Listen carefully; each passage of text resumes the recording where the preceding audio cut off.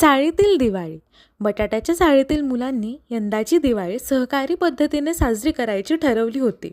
प्रत्येकाच्या घरात वेगवेगळे छोटे छोटे किल्ले आणि त्यामुळे प्रत्येकाच्या घरात माती ठेवण्यापेक्षा एकच मोठा किल्ला, तोही चाळीच्या जिन्याखालील मोकळ्या जागेत करायचे ठरले. चाळीतील मुलांनी शाळेतील आपल्या सहलीत शिवरायांचे निरनिराळे किल्ले बघितले होते. यातूनच बटाट्याच्या चाळीतील अभिनव बटाटा किल्ला साकार होणार होता. प्रत्येकाच्या घरासमोर मिणमिणता आकाशकंदील असण्यापेक्षा एकच मोठा आकाशदिवा करावा म्हणून ती कामगिरी बंडूकडे सोपवण्यात आली होती. बंडूने बुरुडाळीतून चांगल्या मोठ्या कामट्या पैदा केल्या होत्या. त्या तासून ठेवल्या होत्या. त्यांची तो जंगी चांदणी करणार होता.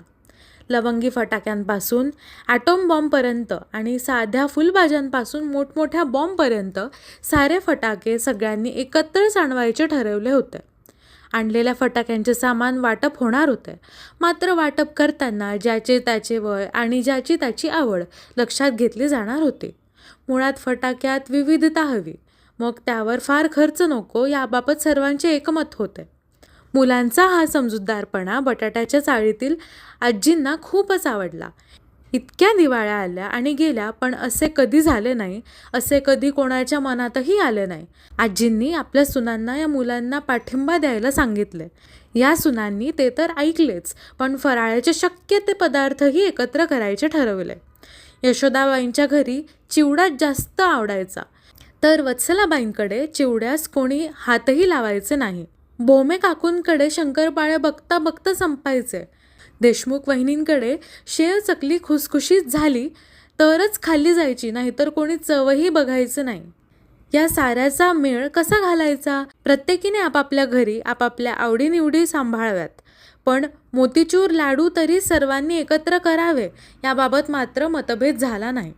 सर्वांच्या वतीने रामराव शामरावांनी या लाडवांना अवश्य ती सारी सामग्री आणून द्यायचे ठरविले. दिलेला शब्द पाळलाही. चाळीतील एक मोठी खोली या लाडवांसाठी मोकळे करण्यात आली. खोलीभर पिवळे धमक मोतीचूर लाडू पसरून ठेवण्यात आले. त्याचा सुगंध चाळभर पसरला आणि पलीकडच्यांनाही तोंडाला पाणी सुटले. पलीकडच्या कांद्यांच्या चाळीतील मुले जास्तच व्रात्य होती. लाडवांच्या घमघमाटाने त्यांचे चित्त आणि पित्त खवळले नसते तरच नवल. बटाट्याच्या चाळीतील मुले किल्ला करण्यात मग्न आहेत ते बघून त्यांनी हळूच पण नेटाने लाडवांवर डल्ला मारण्यास सुरुवात केली. त्याची पहिली फेरी यशस्वी झाली, पण तिनेच त्याचा घात केला. एकेका लाडवाने त्यांची जिव्हा चावली गेली. तेवढ्यात तिचे समाधान झाले नाही, म्हणून त्यांनी पुन्हा एक वार बटाट्याच्या चाळीत प्रवेश मिळवला. बंडूने आपल्या हातात असलेली आकाशकंदिलाची काडी घेतली आणि कांद्यांच्या मागे धावू लागला.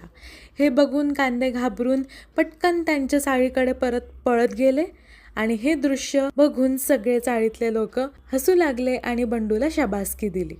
अशा प्रकारे बटाट्याच्या चाळीतील ही एकजूट हर्ष दिवाळी अगदी वेगळी, आकर्षक आणि मनोरंजकपणे पार पडली.